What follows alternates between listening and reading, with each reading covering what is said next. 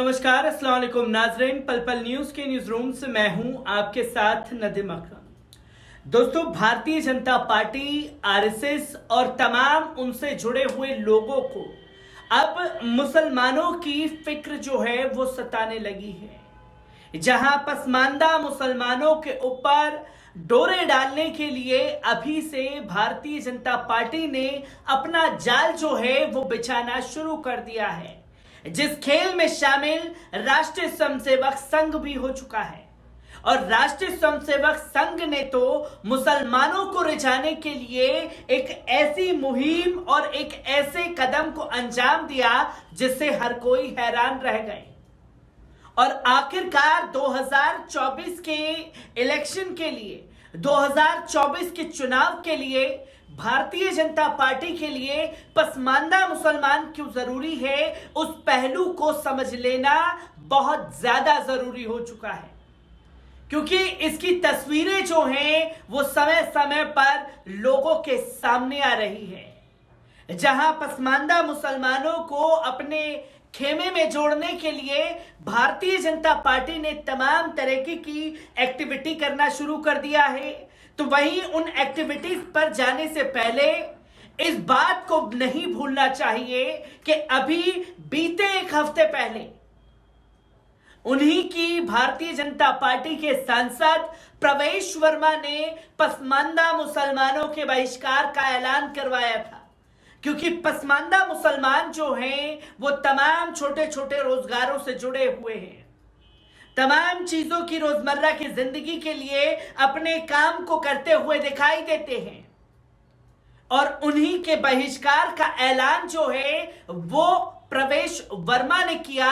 तो भारतीय जनता पार्टी प्रवेश वर्मा से अपनी नाराजगी जाहिर करते हुए दिखाई दी, जहां जेपी नड्डा को खुद आगे आकर के एक हफ्ते बाद संज्ञान लेना पड़ा।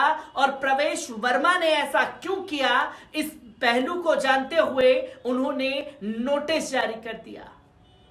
जहां नोटिस जारी किया है तो हमें उस पहलू को जानना जरूरी है, जहां भारतीय जनता पार्टी ने पहले यह दिखाने की कोशिश की कि वो मुसलमानों की कितनी बड़ी हितैषी है, जहां दुनिया भर में क्रिटिसिज्म भारतीय मुसलमानों को लेकर के और हजरत मोहम्मद सल्लल्लाहु अलैहि वसल्लम साहब को लेकर के जिस तरीके से इनकी प्रवक्ता नुपुर शर्मा ने मुस्लिम आस्थाओं को चोट पहुंचाया और एक हफ्ते बाद, 10 दिन बाद संज्ञान भारतीय जनता पार्टी ने लिया, तो वहीं तुरंत टी राजा के ऊपर एक्शन लेती हुई भारतीय जनता पार्टी नजर आई है, जो कि एक साफ तौर पर यह मैसेज देने की कोशिश कर रही है कि हम पसमानदा मुसलमानों के साथ हैं, हम मुस्लिम हितैषी हैं।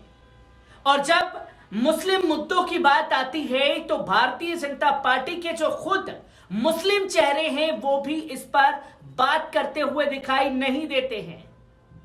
और फिर ये शगुफा भारतीय जनता पार्टी की तरफ से छोड़ दिया जाता है कि देखिए कितने बड़े सेकुलर नेता हैं हमारे देश के यशस्वी प्रधानमंत्री श्री नरेंद्र मोदी जी, जो सबका साथ, सबका विकास और सबके विश्वास को जीतने तक की बातें कर रहे हैं। और ये पहलू क्यों जरूरी हुआ है कि मुसलमानों से जुड़ना भारतीय जनता पार्टी चाहती है, आरएसएस मुसलमानों से जुड़ना चाहती है, क्यों पसमानदा मुसलमानों को रिझाने के लिए तमाम तरह की कवायदें भारतीय जनता पार्टी ने शुरू कर दी हैं। इसके कई पहलू जो हैं वो सामने आते हैं। सबसे पहला पहलू की अगर बात करूं तो आप स्क्रीन पर यह तस्वीर देख रहे हैं बिहार के मुख्यमंत्री नीतीश कुमार की।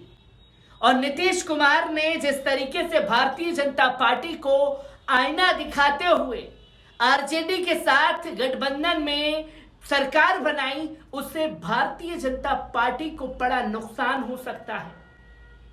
और यह नुकसान बिहार की लोकसभा सीटों पर पड़ सकता है, जहां अब सीधा सीधा मुकाबला जो है वो या तो जेडीयू के प्रत्याशी का भारतीय जनता पार्टी के साथ होगा, कांग्रेस के प्रत्याशी का या तो भारतीय जनता पार्टी के साथ होगा, या आरजेडी के प्रत्याशी का मुकाबला सीधे सीधे भारतीय जनता पार्टी के साथ होगा।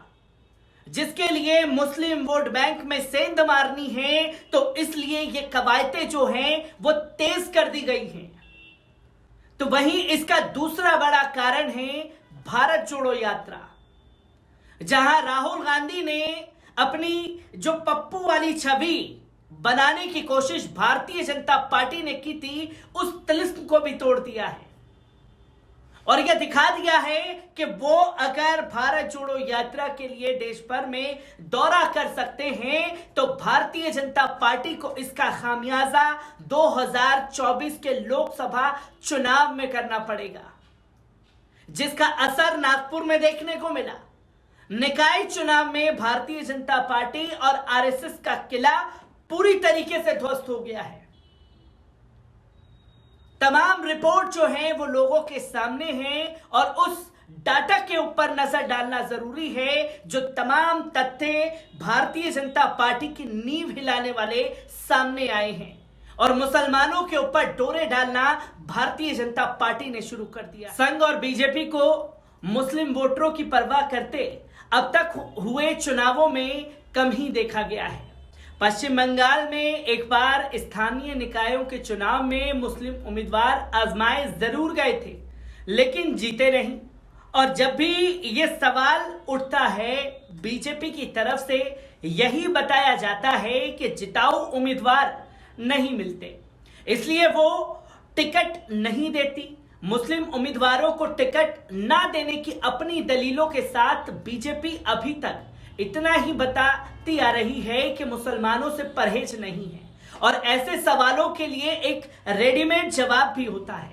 बीजेपी का स्लोगन, जिसे खुद देश के प्रधानमंत्री श्री नरेंद्र मोदी जी ने दिया था, सबका साथ, सबका विकास और सबका विश्वास, और कुछ इस स्लोगन का इस्तेमाल हो ना हो अपने विरोधियों पर मुस्लिम तुष्टीकरण की तोहमत जड़ते रहने के दौरान ही बीजेपी नेतृत्व इसे सेफ गार्ड के तौर पर तैयार कर रखा है।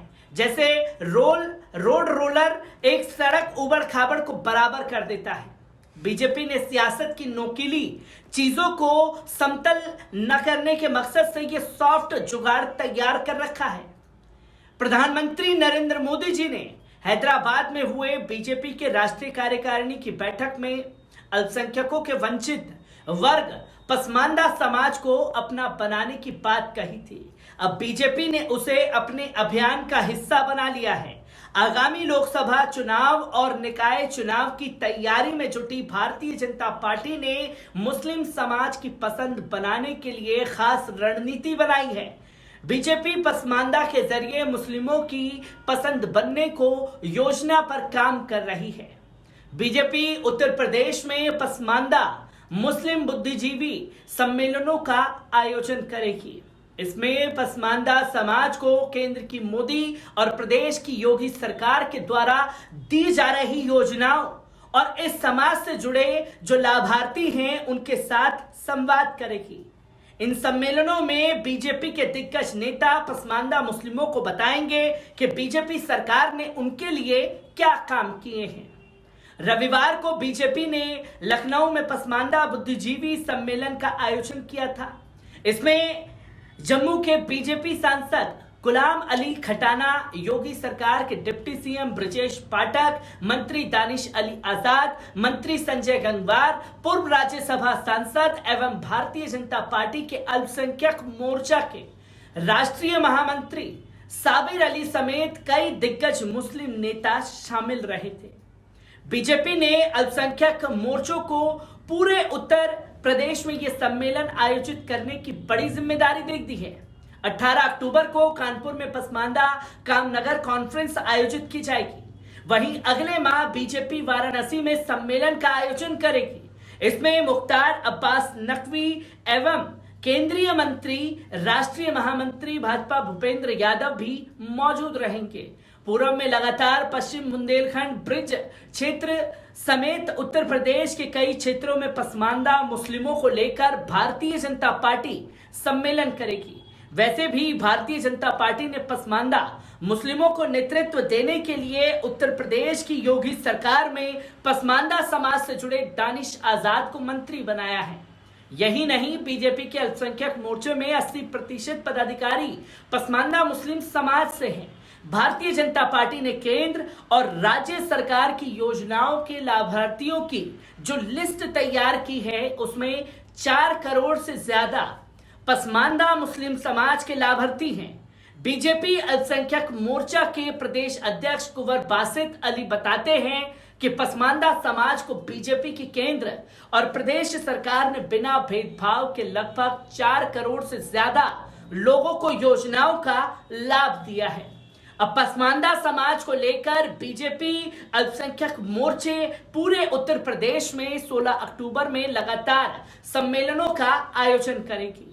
कानपुर, वाराणसी, पश्चिम यूपी, अवध और बुंदेलखंड समेत क्षेत्रों में पसमानदा मुस्लिम सम्मेलन आयोजित किए जाएंगे। उत्तर प्रदेश में कुल मुस्लिम आबादी में 80% मुस्लिम बिरादरी पसमानदा समाज की है। इनमें अगर शिया, मुगल, शेख, सैयद, पठान बिरादरी को छोड़ दें तो सभी मुस्लिम बिरादरी पसमानदा समाज में आते हैं। इनमें अंसारी, सैफी, मलिक, कुरैशी, रायनी, तुर्क, फारूकी और मंसूरी शामिल हैं। यूपी में सियासी लिहाजे से अगर देखा जाए तो कुल 30 लोकसभा की सीटें ऐसी हैं जिसमें पसमानदा मुस्लिम निर्णायक भूमिका में हैं। लोकसभा सीट सहारनपुर में 1.5 लाख पसमानदा वोटर हैं। इसी तरह मेरठ में 1,30,000 से ज्यादा, गाजियाबाद में 80,000 से ऊपर, मुरादाबाद में 90,000 के लगभग, रामपुर और अमरोहा में 40,000 से ज्यादा वोटर इस समाज से हैं।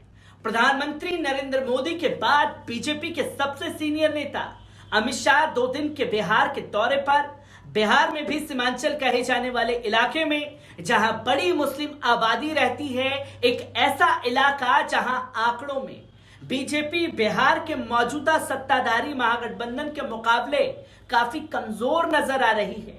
जिस वक्त अमित शाह सीमांचल के दौरे पर पहुंचे हैं, केरल में पीएफआई ने बंद की कॉल दी है। बंद के दौरान हिंसा और उत्पात की खबरें आई। तिरुवनंतपुरम में पीएफआई कार्यकर्ताओं ने सरकारी बसों और गाड़ियों में तोड़फोड़ की। ये बंद 15 राज्यों में पीएफआई के 93 ठिकानों पर राष्ट्रीय जांच एजेंसी यानी कि एनआईए की छापेमारी के विरोध में बुलाया गया। एनआईए ने पीएफआई के 100 से ज्यादा कार्यकर्ताओं को गिरफ्तार किया और यह कार्रवाई अमित शाह के बिहार दौरे से ठीक 1 दिन पहले हुई है। अमित शाह के दौरे से पहले से ही बीजेपी नेताओं ने पीएफआई को प्रक्षी देने जैसे आरोप लगाते हुए नीतीश कुमार को कटघरे में खड़ा करने की कोशिश की थी। मोर्चा नीतीश कुमार के कट्टर विरोधी रहे केंद्रीय मंत्री गिरिराज सिंह संभाले हुए हैं। गिरिराज सिंह ही अमित शाह के दौरे के तमाम इंतजामों की निगरानी भी कर रहे हैं। भले ही मुख्तार अब्बास नकवी बीजेपी के अलग मिशन पर हूं, मोहन भागवत राष्ट्र निर्माण के हिसाब से कुछ अच्छा करने के लिए नए सिरे से प्रयास कर रहे हूं और अमित शाह उस इलाके में बीजेपी को मजबूत करने की कोशिश कर रहे हों जहां पार्टी कमजोर नजर आ रही है। लेकिन तीनों ही नेताओं सक्रियता को एक साथ देखें तो उसके केंद्र में मुस्लिम समुदाय ही नजर आता है। यह कोई संयोग हो तो नहीं सकता, ये तो साफ तौर पर राजनीतिक प्रयोग ही है कि नहीं।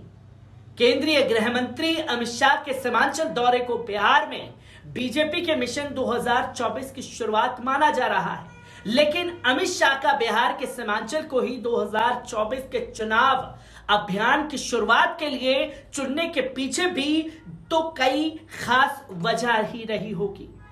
कोई दो राय नहीं है कि अमित शाह को बिहार में अपनी बात कहने के लिए एक ऐसी जगह की तलाश रही होगी जहां से वो एनडीए छोड़कर महागठबंधन के मुख्यमंत्री बन चुके नीतीश कुमार को घेर सके। जंगल राज के नाम पर नीतीश कुमार के लिए पिछले चुनाव में वोट मांग चुके अमित शाह अब उन पर ही जंगल राज को बढ़ावा देने का इल्जाम मढ़ सके, अपने वोटर को समझा सकें कि ये नीतीश कुमार ही हैं जो कुर्सी पर चिपके रहने के लिए जंगल राज के युवराज को साथ लेकर ऐसी राजनीति कर रहे हैं जिसमें पीएफआई जैसे संगठनों की गतिविधियों से आंख मूंद लिया जाता हो।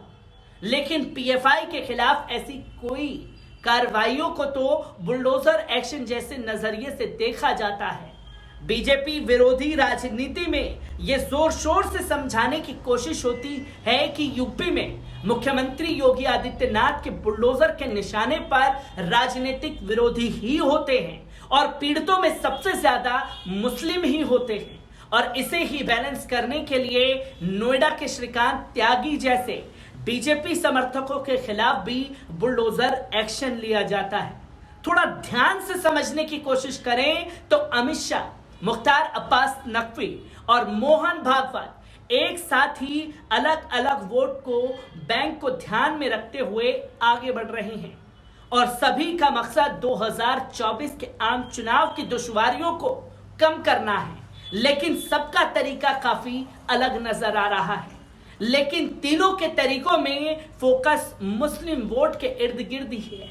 मुस्लिम के जरिए हिंदू वोट हासिल करने की कवायद है और लगे हाथ मुस्लिम वोट को बांट देने की कोशिश भी लगती है, जिसकी तस्वीर उत्तर प्रदेश के 2022 के चुनाव में देखने को मिली, जहां 2022 के चुनाव में 80% वोट जो है मुस्लिमों का अखिलेश यादव के पास गया, यानी कि गठबंधन के साथ गया। 80% मुसलमानों ने भारतीय जनता पार्टी को आईना दिखाने का काम किया हो। भले ही भारतीय जनता पार्टी ने जीत हासिल कर ली हो, पर इस जीत में 2017 वाला स्वाद नहीं था, क्योंकि सीटें कम हुई थी और सीटें कम होने का कारण है कि एक तरफा मुस्लिम वोट जो है वो अखिलेश यादव के साथ चला गया और इसी के लिए मायावती को भी अपनी स्ट्रेटेजी बदलनी पड़ी है। जो तमाम मुस्लिम मुद्दों पर खामोश नजर आ रही थी, वो भी अब हर मुद्दे पर बोलती हुई दिखाई दे रही है।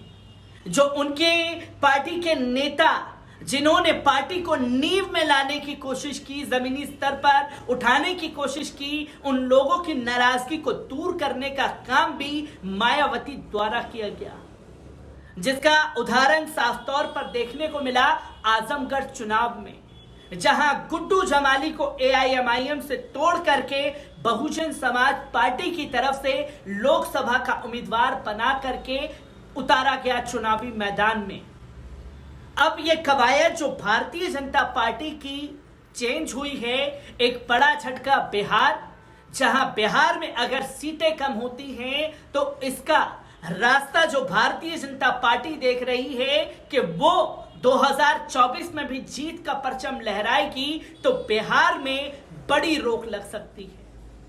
और उत्तर प्रदेश में पसमानदा मुस्लिम समुदाय के लोग ज्यादा हैं और एक तरफा वोट अगर किसी तरीके से बिहार वाली आइडियोलॉजी बन गई तो बड़ा जबरदस्त झटके का सामना बिहार में भारतीय जनता पार्टी को करना पड़ सकता है। इसीलिए अब मुसलमानों को रिझाने के लिए 2024 में हर घर हर दरबारे पर जाने के लिए तैयार ये भारतीय जनता पार्टी के नेता हो चुके हैं। पसमानदा मुसलमान भारतीय जनता पार्टी के साथ कितना जुड़ेंगे, ये तो 2024 के चुनाव में ही पता लगेगा। तब तक के लिए दीजिए इजाजत, शुक्रिया।